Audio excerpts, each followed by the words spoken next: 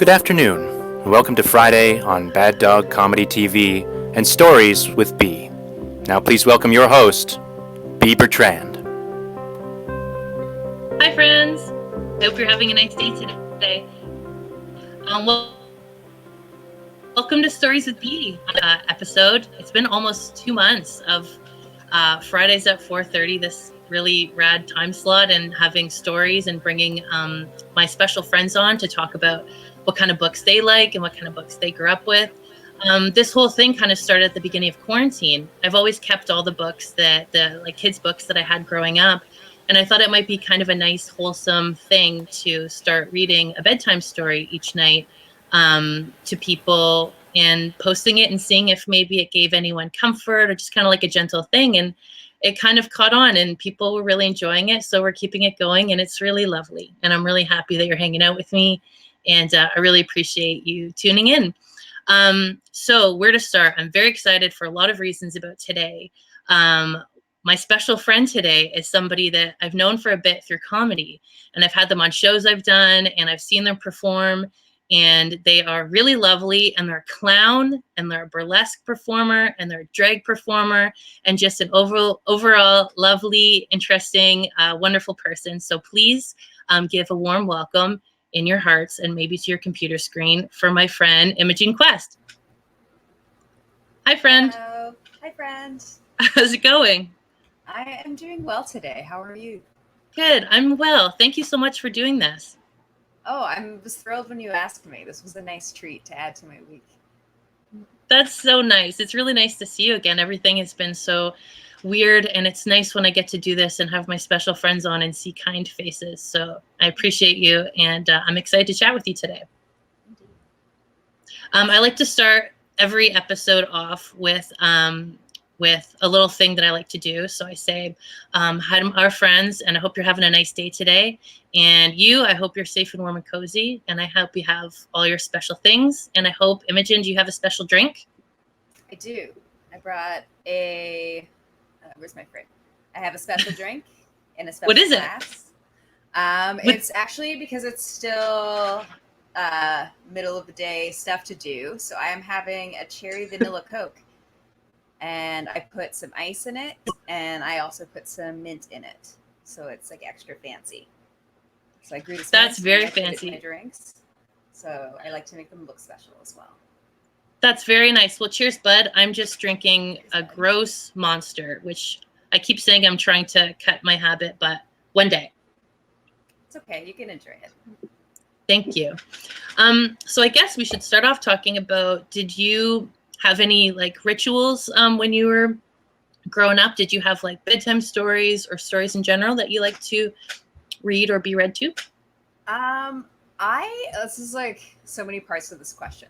So I was a very voracious reader when I was growing up. I taught myself how to read when I was 3 because my brother had hooked on phonics, my older brother, and I was jealous. So I was stealing his Hooked on Phonics tapes and hiding in my closet. So my parents found me in my closet teaching myself how to read one day. And then they were just like, well, I guess this is okay. So a lot of it, as a result of that, I was left to my own devices for just like, okay, you know how to do this. You can read all the things.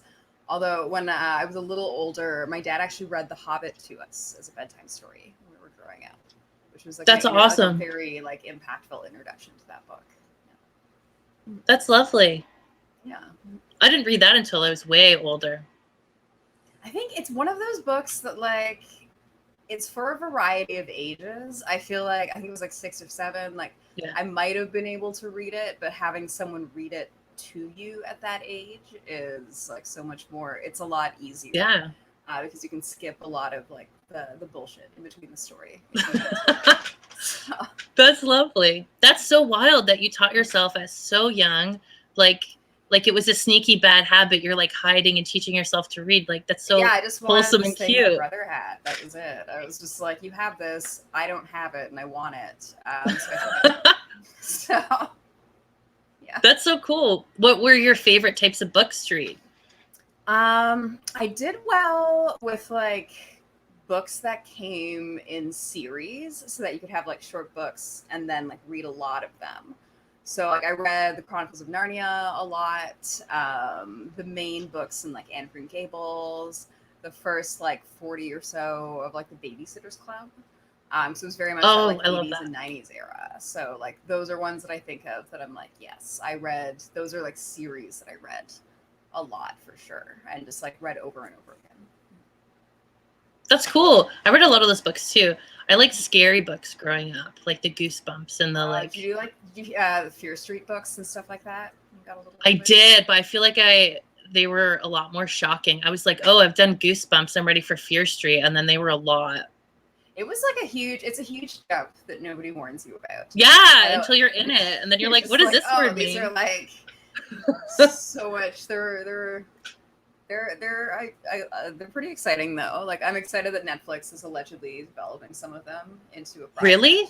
Fear Street? I just heard that like this week. So I'm hoping it's a very like Riverdale style, like lurid, dark, soapy, like gritty. Because the books very much were that. There was like a very like soap quality. Yeah. That's awesome. What type of books do you like now, or like stories do you like now? I do have to say I read a variety of books. I'm glancing over. I'm like, large stack of books over there. A friend of mine just lent me some queer teen fiction, which I was very excited to read. And I don't have it near me, so unfortunately I can't say what it's called. But it has been very enjoyable so far. Because I do secretly love contemporary teen fiction, because it's like it's a light read, but it's also so much more like diverse than we were growing up. So we can read stories about like teens that are also people of color and teens that are also queer, and sort of like an experience that we didn't necessarily have growing up and stuff like that.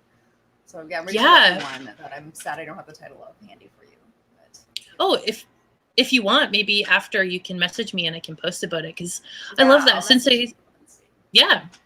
I'd appreciate that. Thank you. Since I started doing this, I've just become so aware of so much. And like the books that I had growing up were mostly about animals. But if there was any people in them, like in the books that I had, the people were all white and nobody was queer and stuff.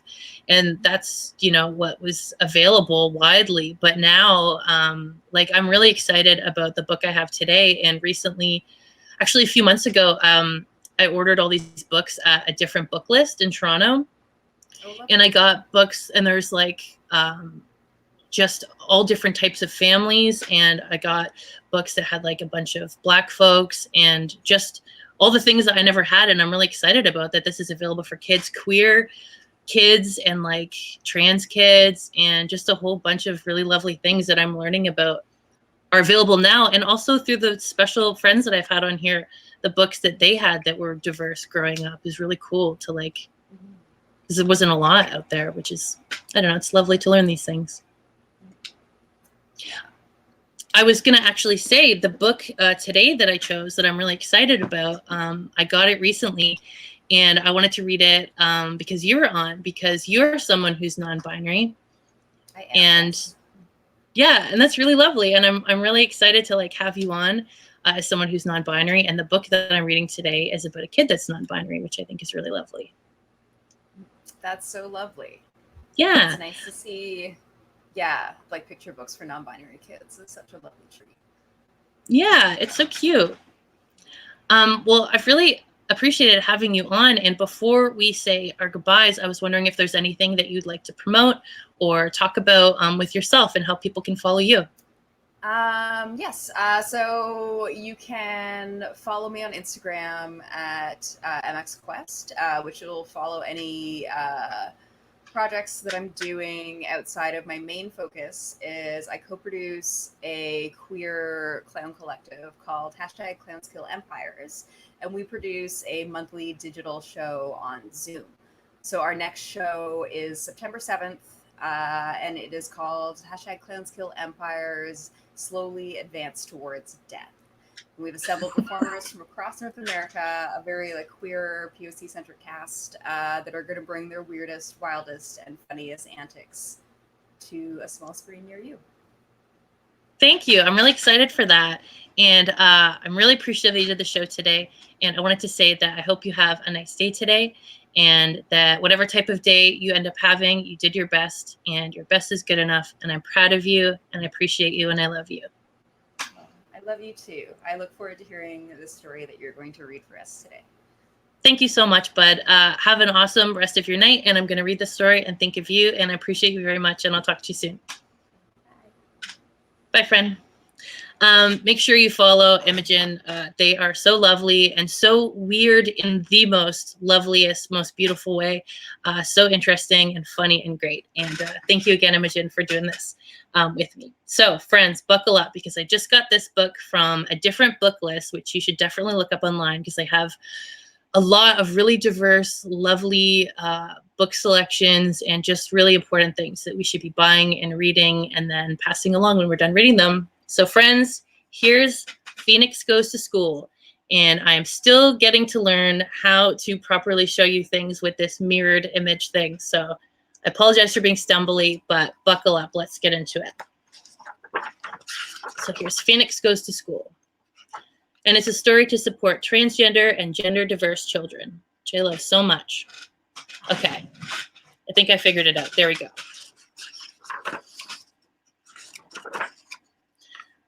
I am Phoenix.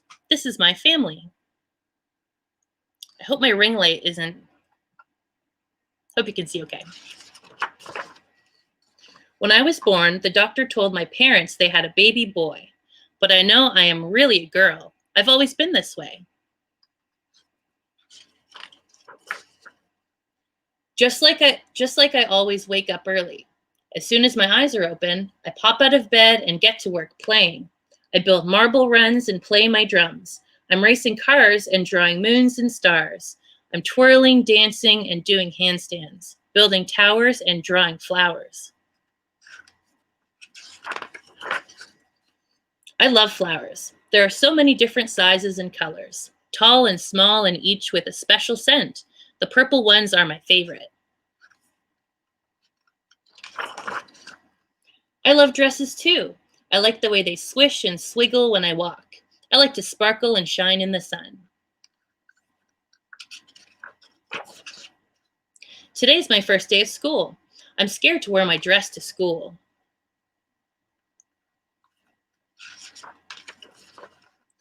There are bigger kids in the older grades. They may not understand me.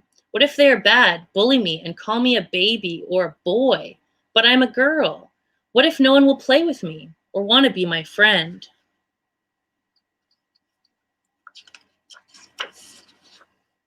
My mommy tells me I'm perfect and to be brave. You know who you are, she says. Just be yourself and always listen to your heart. She tells me to remember the pretty flowers that are all different and beautiful in their own way. Sounds like they have a really lovely mom. I hide behind her legs when we get to school. My teacher says I look beautiful, and my friend Mia says, I love your dress. Phoenix is really brave, and I love this story. We spend the afternoon in the school garden. We plan a royal parade and pick pretty flowers for our crowns. I make mine of lavender and play a purple princess.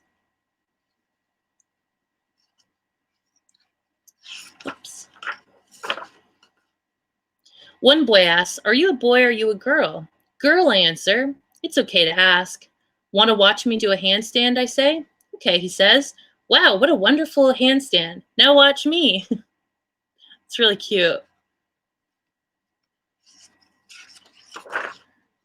We ran and played. The sun warmed my skin, but I felt cool and happy in my dress. I felt like me, Phoenix. It's very lovely. I made lots of new friends today. I felt welcome in my new school. Tomorrow I will wear my purple dress.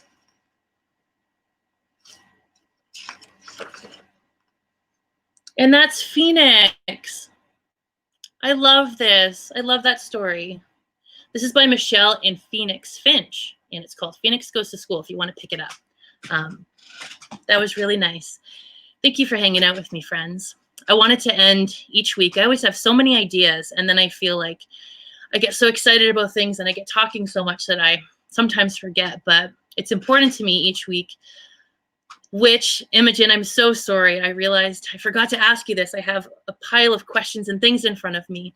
I will ask you this later, but I wish I asked you in front of people because it's important to me. Yes! Yes. Yeah! You can do it now. Sean, you are an angel. Sean is doing tech, and what an angel. Imogen, I forgot to ask you what your win was for the week, and that's important to me to ask people that now. My win for the week. Oh my God, it's Friday already. I know. So firstly that. I have to say this is like a weird technical thing, was that I was able to make drafts for all of the Facebook events that I need to make for the rest of the year. So now I have like everything scheduled up. So instead of having like a monthly panic of like creating an event and writing copy, it's like I took care of all of that. That's huge. Yeah. Those things, they pile up, and all the little technical things on computers that are organized themselves, it's so overwhelming. So that's a really big win, and I'm really proud of you for doing that. Thank you. What was your big win this week? I was thinking, and I had a really big week, and I feel like I have a lot of feelings lately, but especially during this quarantine. And I feel like I did have a lot. I had a tough week, and I feel like a lot of it was great, and I feel like a lot of it was tough. But I think most immediately, my win today was I spoke to a friend right before this, and I think it's important for me, at least on these shows, my win was going to be a person, I think, for the next little bit. And I talked to my friend Velvet Wells, who I love so much, and he's just such a kind person, and he just sent me a nice message, and I just want to acknowledge people individually right now as my wins, and I appreciate him very much. He's a good heart, and he is my win for this week. And you are also one of my wins for this week, because I had a lot of fun with you, and that was so exciting when Sean brought you back on the screen, and really cute. So I don't know if you want to be here for the special goodbye part, or if you want to not be here. I can be here. We can say special goodbye together. Okay, well, at this point, I always say that I hope that everybody had a really nice day today, and whatever type of day they had, they did their best, and their best is good enough. And I'm really proud of them, and appreciate them, and I love them. And then I say, wear your masks, and make sure you're drinking water, and sign all the petitions you can, and be proactive, and be gentle with yourself, and be kind, and make sure all of our brothers and sisters and non-binary friends are safe, and just fight the good fight, and donate when you can.